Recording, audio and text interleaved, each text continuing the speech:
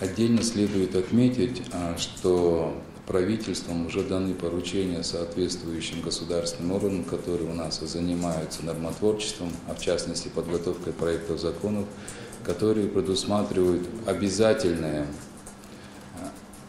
декларирование имущества в соответствии с теми законами, которые у нас приняты.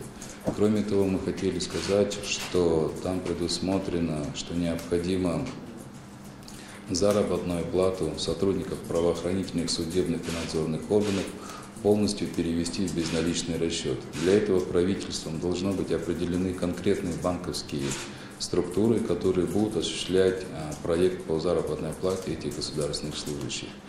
Также было предусмотрено, что необходимо законодательно закрепить, что сотрудники правоохранительных, надзорных и судебных органов, а также члены их семей, запрещено приобретать какое-либо имущество в безналичной форме до 100 тысяч сомов.